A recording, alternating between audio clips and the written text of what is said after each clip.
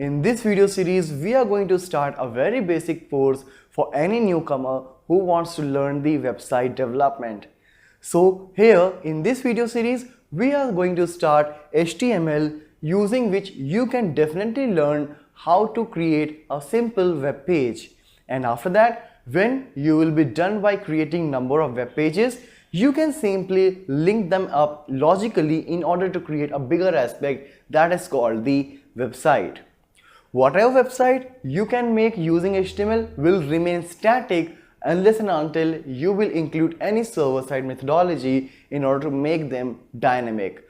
But we'll not discuss about some advanced things here. We are going to discuss very basic things, as this course is specially designed for the very beginners. So here, what is all required before you getting started with HTML is the basic fundamental knowledge of computer, like how to start. Obviously, you are watching this video, you know how to start, alright?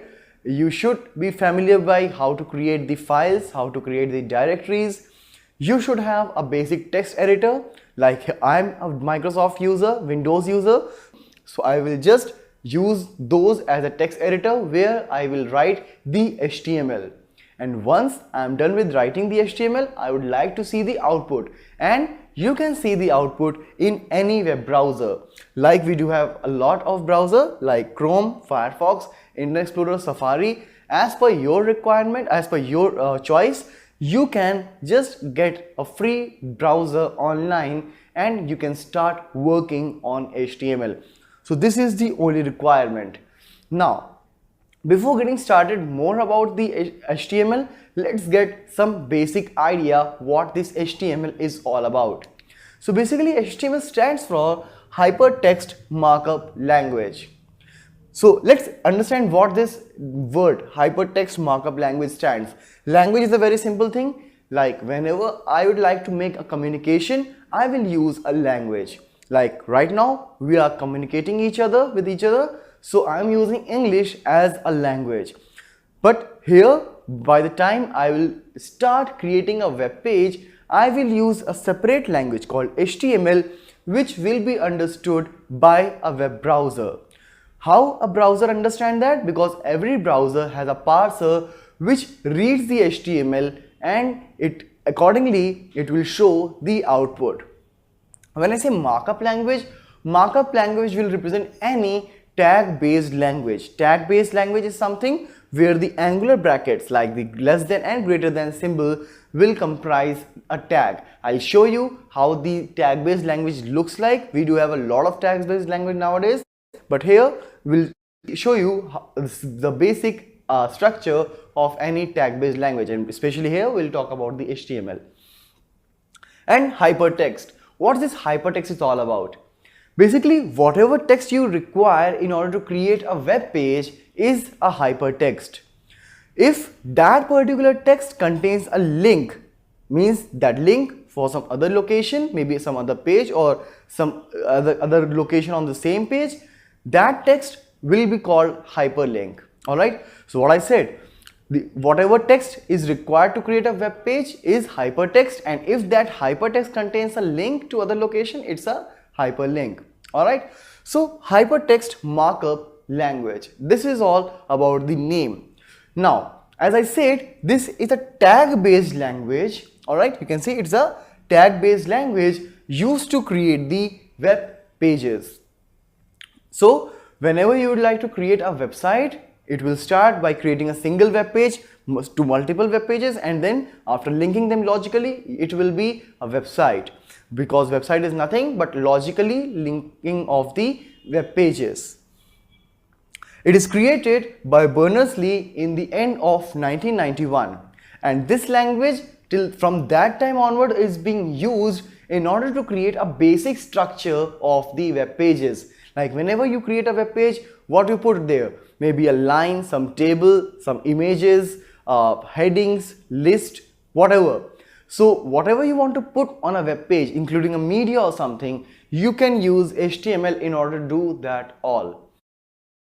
So what I said is developed with the intent of definition the structure of the documents like heading, paragraph, list, etc. Now let's discuss how this HTML actually works.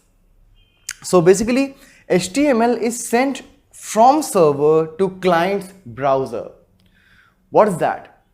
Whenever like you are working on tutorialspoint.com or Facebook, Gmail, sometime when you check the your mails, so what you do is you go to the address bar of any web browser, you type a URL, you press enter, and after some time you will get the page. Alright, so basically what it does, it actually is sending the HTTP request.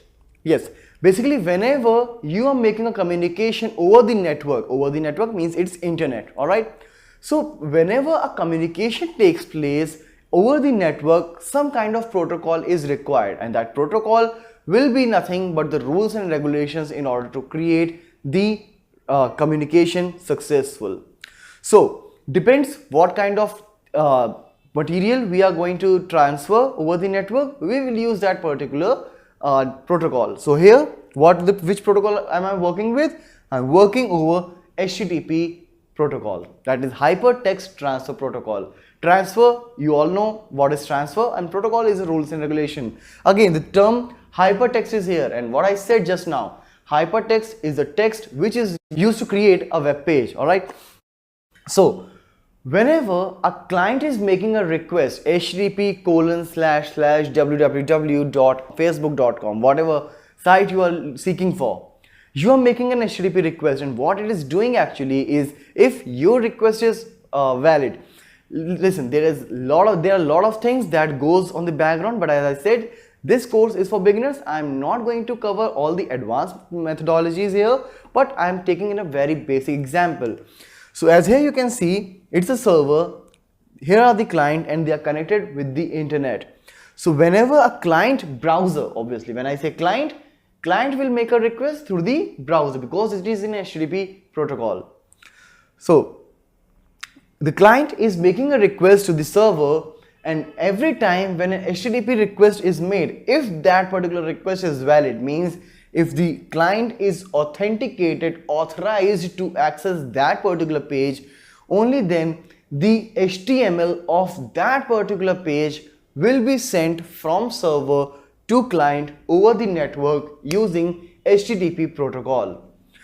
As soon as the HTML is on the client's browser, I told you, like browser have the capability of reading the hypertext markup language and can show the output as it is designed. So this is how the communication takes place over the network. Using HTTP protocol, the server will send the HTML of the particular page.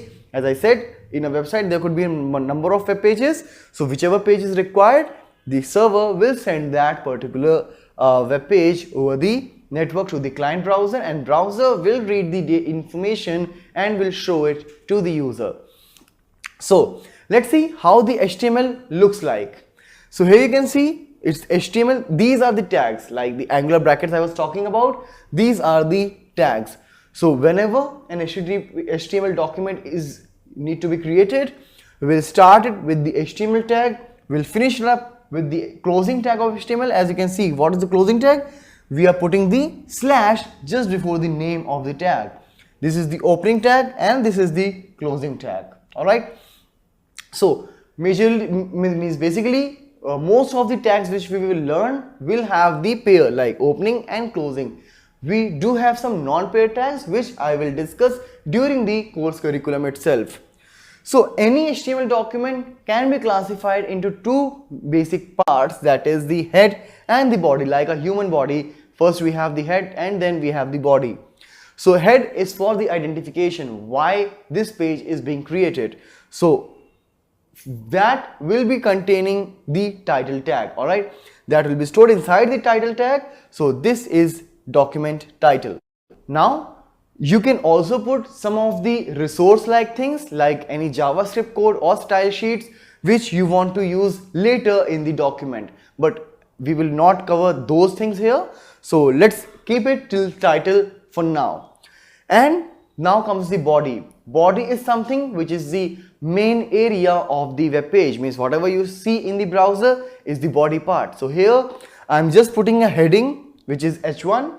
Alright, H1 is the biggest heading. We will see some more headings in our coming video. So H1, this is heading. So when we will save this particular document with an extension HTML, we can open that over the browser and then we can see the output of this particular web page. But this is all we will do in our next video. In this video, we were just trying to cover the basics, which we have done for now. In our next video, we'll see how to start with the basic implementation of HTML.